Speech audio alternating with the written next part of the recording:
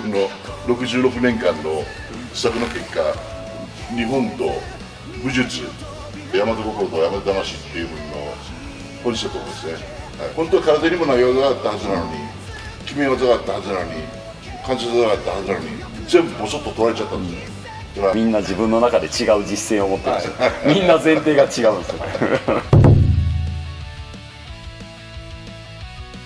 はい、でもそれで一番ベストなんですね。人間の体ってですけどね、前田さんとか纐纈さんみたいにそれを体験と努力でそこまでね、分かってらっしゃる方はいらっしゃるんですけども、頭で考えてそういうことをなんか体系化してる方っていらっしゃらないんですよね。そこをね、お二人は見事に実体験でそこを勝ち取られてるからね、僕はもうすごいと思って、さっき月刊秘伝に登場していただいたんですよ。よろしければお三方の月刊秘伝ってこんな雑誌みたいなイメージとかコメントをもしいただけたら大変。月刊秘伝の宣伝ですか？はい、全然苦言でも大丈夫です。いやだから自分だからさっき言ったような話、自分が言ったような話って自分の中でちょっと大発見だったんですよね。なんていうか、日本になんでこんな武道っていうの多いんだろう、こんなちっちゃな国で。で鎌倉平安、その前の飛鳥時代なんていうのはもう下手したら3000万人もいない、2000万人だとか1000万人とか、もうそんな国なのに、中国よりもはるかにたくさんの流派があって武人がいて、でなんていうかもう大和心だ大和魂だって言って、なんかそういう戦う人間の根本のそういうような規範っていうか精神論っていうか、その哲学まで生み出すような国で、なんでかなってずっと思ったんですよね。で日本ってなんだろうっていうのはなんかね、よく自分なんかこう思うんですよ。でなぜかっていうと、自分はまあ在日3世で大正時代にこの日本にやってきたんですよね。でその時はもう日韓併合で、ひいじいさんの代に、日本人になって、おじいさんの代、親父の代で、日本で生まれて育ってやってるんですけど、戦後その国籍も取り上げられて、まだ在日っていう枠の中でなってるんですよね。でも自分たちの中にはどこをどう覗いてもどこをどうめくっても日本人っていう感覚しかないんですよ。感覚じゃないんだけど、いつもそういう在日っていうカテゴリーでこう見られるじゃないですか。でそうなってくると逆に日本って何なんだろう、どうやったら純粋な日本なの、どこが純粋でどこがそうでないの、日本とは何なの、武士道とは何でもうね、年がら年中やってるんですよ。でこのようやく今66歳なんですけど、66歳で思ったのはやっぱり人の身になると、和をもって尊しとなすと、あれに集約されてるんだなと。人の身になれるってことは敵が何をやろうと思ってるか分かるってことだし、でまたなんかこんだけなんていうんですかね、日本っていうかどんな時代でもちゃんとまとまるとかまとまって、ほんで大陸のようになんか皆殺しだとかそういうものも適正革命みたいなのもないし、それなんでかっていうと、島国であったからっていうのもあったかもわかんないですけど、でもそうじゃなくて、この国はなんかもう地震だ、災害だ、台風だ、津波だ、洪水だって言って1年に1回必ずそういう大きなイベントがあって、人と人が助け合わないと生きていけない大変な国なんですね。大変な国なんだけど、逆に言うと自然から受けるいろんなもの、もう作物であったり魚の漁業であったりっていうのでいうと、世界有数の漁場があるところであるし、で世界有数のなんかそういう肥沃な土地があるところだし、山があって谷があってで丘があってで高原もあるし、で海も内湾ももうそういうところもいっぱいあるし、これほど災害さえなければこんな住みやすい国はないんだけど、実際は毎年1年に1回とんでもない災害がありますと。でそこで仕事みたいな助け合わない限りできないんですよね。なんていうか、だからそういう国であったから日本っていう日本精神っていうか大和心っていうのができて、その人の身になるっていう気持ちがあったんで敵の気持ちも分かると。で敵の気持ちが分かるんで武術が発揮できるとっていう分でね、日本っていう国だとか日本っていう精神であったりとか日本っていう特色ができていったんじゃないかっていうのね、っていうのがね、この自分の66年間の施策の結果生まれてきた日本と武術、あと大和心と大和魂っていうものの本質だと思うんですね。はい、であとなんか日本人は特にあと責任感とかそういうのたちもすごい敏感じゃないですよね。そういうのもすごいなんかそういう風土の中でもう自然と相対しながら自然と向き合うとか自然をコントロールするとかいう考えじゃなくて、うまく自然と付き合っていきながらどうすることもできない地震だとか津波だとか台風だとかそういうものにどうやって立ち向かって子孫をつないでいくかっていうね、つないできたかっていう先人の努力ですよね。はい、でそういうものがなんか日本の文化の中にいっぱい残ってて、その結晶体がね武術武道なんですよね、多分ね。はい、以上です。おわすにはあとね、最近ねちょっとした年齢はちょっと分かんないけど中年の女性にたまたま、ね、先月出会って話をたまたま聞いたんです。そしたらね、ちょうど昔有珠山って火山が噴火したでしょ。はいはいはい、何年もう2、30年前ですかね。ちょうどその時にその近くの観光ホテルで働いてたんです。はい、でその有珠山のこの前の噴火はその山頂じゃなくてその観光ホテルに一番近いところの裾のちょっと上で噴火して、もうすごい地震でひどくて、でお客さんたちがいたからすぐ避難させて、でご自分たちはその社宅がその噴火口のすぐそばにあって、もう着るものもそのまんまで何も持たずに逃げて、で結局1年間避難民というか臨時の国が建ててくれたなんとか住宅、仮設住宅に入って暮らしてた。だからその時噴火でもう家を失った人がそこの仮設住宅に暮らしていて、そこにニュースのテレビカメラが取材に来るんですよ。ところがテレビカメラは噴火で追い出されてね、仮設住宅暮らしで困ってる映像を撮りに来たのに、あの時ね誰も死ななかったんです、でみんなそこで暮らしてもう全部失ったのに、みんな元気なんです。目がね生きてて、でそのニュースの撮影に来たカメラマンとかディレクターがこれじゃ絵にならないと言って、結局もともと年寄りで腰曲がって動いてたおばあちゃんか何かだけ撮影して行っちゃったんだ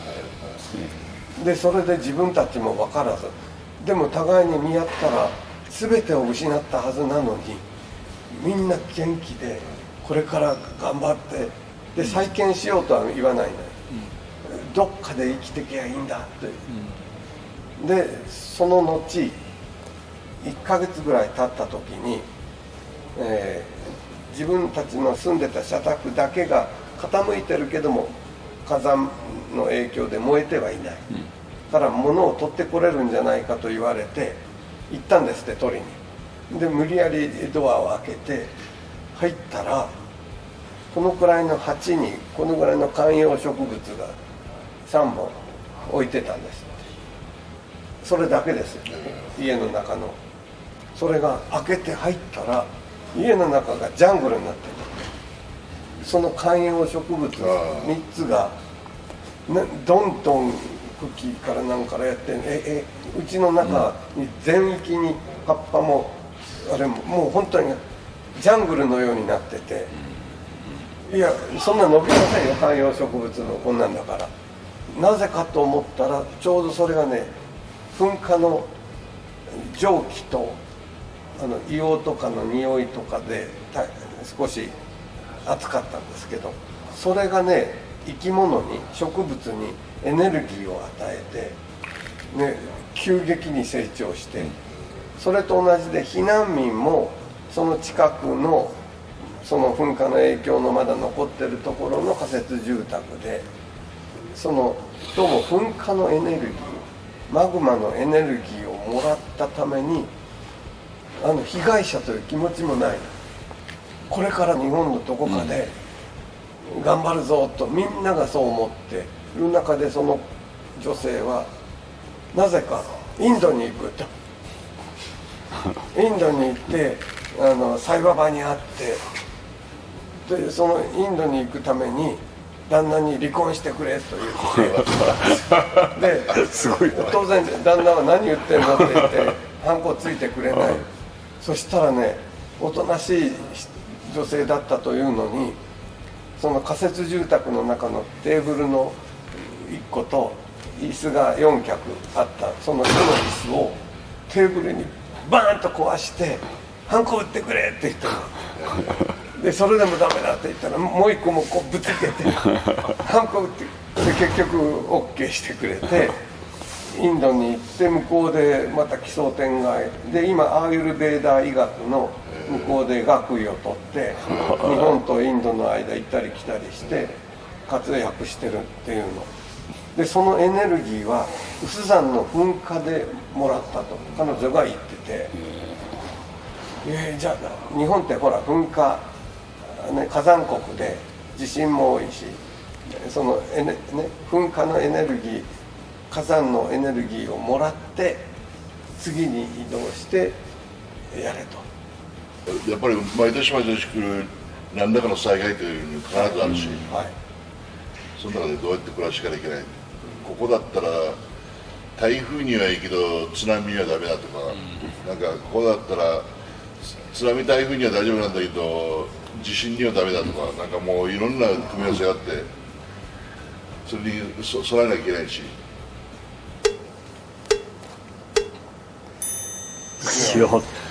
話が随分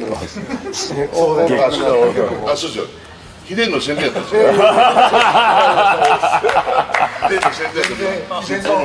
伝の話なんか全然いいよ話なんで。でも僕正直月刊秘伝のイメージっていうともう10代20代が格闘技やってると申し訳ないですけど、僕の最初のとっかかりなのは完全に怪しいなんですよ。ぶっちゃけた話、格闘技しか知らなかった頃はやらせじゃないかとしか思ってなかったこともあって全然信じてなかったので、ただやっぱいろいろ勉強したりとかいろいろ自分が格闘技とかやっていけばやっていくほど、いやでも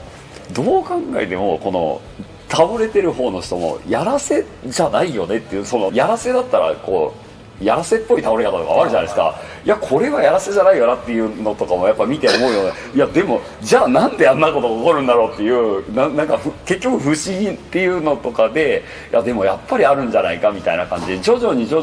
ういうのに興味を示せるようになっただけで、やっぱ最初の頃はもう怪しい、どうせやらせなんだろうっていうので全然見もできなかったんですよね、そっちの武術の世界っていう。でだいぶそう多分僕30代になって徐々にぐらいじゃないですかね。多分最初行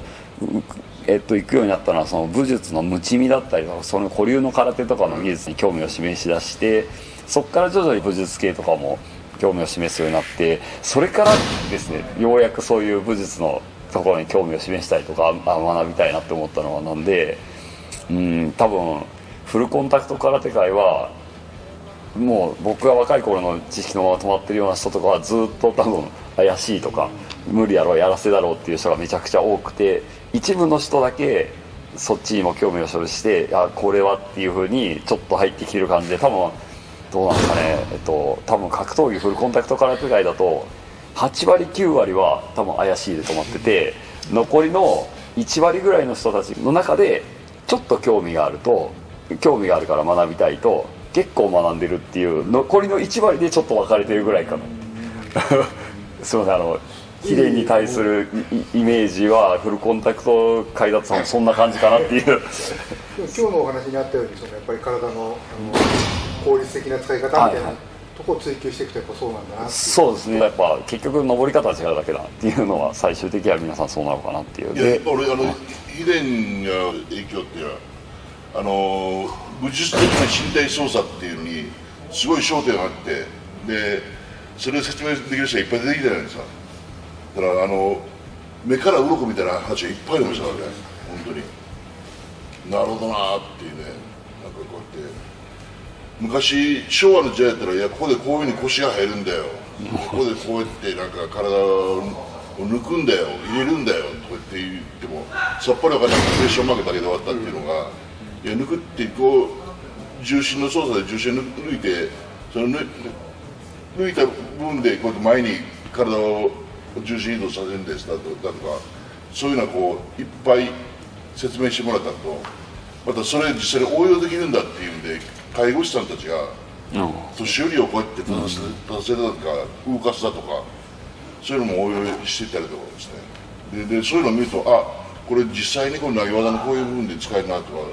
いっぱいありますもんね。でそれはもう一人にも秘伝が、世の中に紹介した俺一番の功績だと思うんですね。でそれを通してまた逆に古武術っていうのにすごいなんか注目が集まったと思うんですよね。古流の空手のなんか今内反地とかそういうのがすごい注目されてますけど、昔はもう内反地ねってあんなんでも実践で使うんだよって俺でしたからね。いやあれで体を練っていっていろんなこういう身体的な強さを作れるんだっていうことを知って、あ、ということは型全体に何らかの意味があるんだなっていうんで、みんなそっちに注目し始めましたし、だからヒデがやってきたすごい影響力っていうのは大なるものがあると思いますね。それで纐纈先生のチャンネルでなんかすみません。全然チャンネル全然でもあれですね。ちなみに僕本当に前田さんに素晴らしいお話いただいてるの自分の空手ノートで十何年ぐらいのところのノートに内反地の方が結構出てくるんですよね。一時期その軸を外に持っていくパンチとかっていうのは当時研究してたんで、だから自分も勝手に個人的にはだから空手の型っていうのは空手にしても柔道にしてもね、明治の時代に入ってスポーツ化される時に空手は空手だけと試合しよう、柔道は柔道同士試合しようってなったら、柔道が戦場で対応できた総合格闘技としてのもっと大きな部分の技術体系っていうのがボソッと抜けちゃうんですね。なんか総合格闘技としての柔道が純粋な柔道になっちゃったんですよ。空手もそうですよ。空手もなんか本当は空手にも投げ技があったはずなのに、決め技があったはずなのに、グラウンドでなんかこう関節技があったはずなのに全部ボソッと取られちゃったんですよね。だからそれあった頃の動きだったんですよね。組んでくれ、こうやって前屈立ちしますって言っても、これ何ためったら、あ、誰か腰に捕まったんだろうって思ったらなるほどと思うんですよね。だからもうそういう動きがいっぱいあるんで、だからそういう時代の名残が残ってんだろうなっていうぐらいしか自分なんか思えなくて、で逆に言うと逆算すると、そこから逆算して総合格闘技に使えるように空手が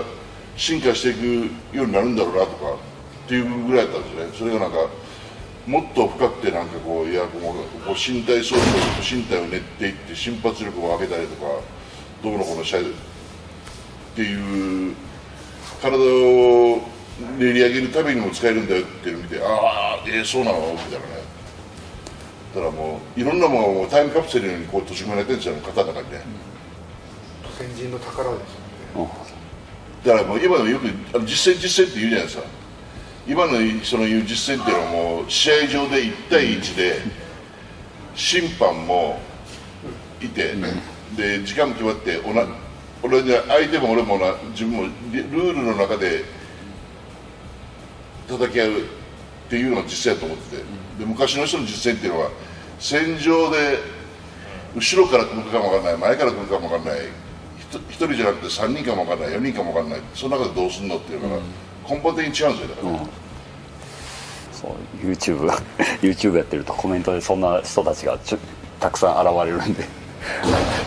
っぱりコメントね実践という言葉でもうなんか、みんなそれぞれコメント書く人がみんな自分の中で違う実践を持ってるんですよ、みんな前提が違うんですよなんかもうでそれパラレルワールドだ本当そうです本当にだから体の方って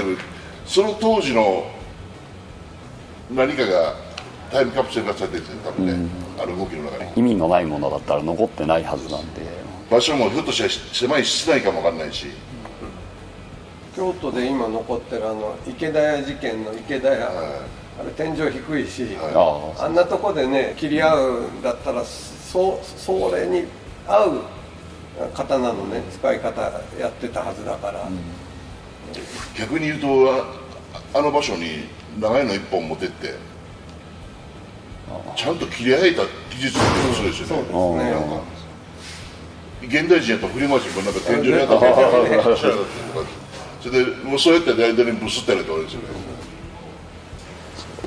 何も決めずにずっと喋ってたんであれなんですけどでも随分前田さんが貴重なことを教えてくださって相手の身になれというのをこれから纐纈さん道場で門下生たちに相手の身になれっていうふうに指導していくともう中からすごいだからそれがね敵を知り己を知らば百戦するもあやからずになるんですよ。そう相手の身になれいいですよね。日本の今現代でなかなか言いませんよね、相手の身になれとかね。昔はよく言われた気がします。そうですよね、親にしょっちゅう言われましたよね、相手の身になれ相手の身になれ今言わないですね。言わないですよね。自分の身にばっかりなってる政治家がとかこんなこと言い出したら止まんないからそうですね、お二人がその話を始めたら多分チャンネルが終わらないから年寄りよりも体が動かなくなってくると口が動くなるじゃあ一応一回というかどう締めればいいんだろうっていう感じになっちゃったんですけど、いつもエンディングって撮られてます？いつもエンディングは一応撮ってるんですけど、でも考えたらさ、この仮面で3人持ち上げたんだよ。もうそれだけでこれそこだけで一歩なるわけ今日こうやって話をこう切り分けたら5話分ぐらいだよ。5話分ぐらい考えたらあれ仮面ですごいことやったのよ。そうなんですよ。だからあれは2人合わせて何キロ？90キロ、90キロぐらいですか？80キロぐらいですか？80弱ですね。だから170キロすごい170キロ上げたんだ。170キロで安井先生も乗ってますもん。いやだったらさ、前田さんに抑えてもらって上げてみたら仮面で、そしたらすごい人気になるよ。俺で今135から140ぐらいだからこれあるからぜひ最後にそのエンディングで。本当ですか？はい。じゃあせっかく前田さん前から押さえた方がいいよ。横から後ろから押さえた方がいい。前から前からいやこれじゃあなしでなしでお願いします。これ膝まず一回力でいきます。じゃあまず力これ絶対力じゃ無理ですね。じゃあ仮面なしの合気を教えてもらったやつやってもらっていいですか？居合やってる人が入門して、子供たちが帰って2人しかいない時に真剣で目の前に歯を向けて構えてもらったら、パッと見たら口が入ってズワー力が出てうわ脈打つためにピュッピュッて出てくる。今回オンライン教室でお届けするのはカウンターが打てない人の特徴とカウンターを取る方法です。以前東京セミナーの動画で誰でもできる気持ちのカウンターという技術を解説しましたが、今回最も一般的なというか皆さんが想像するようなですね、カウンターが打てない人の特徴とどうすればカウンターを打てるのかの基本的な部分を解説したいと思います。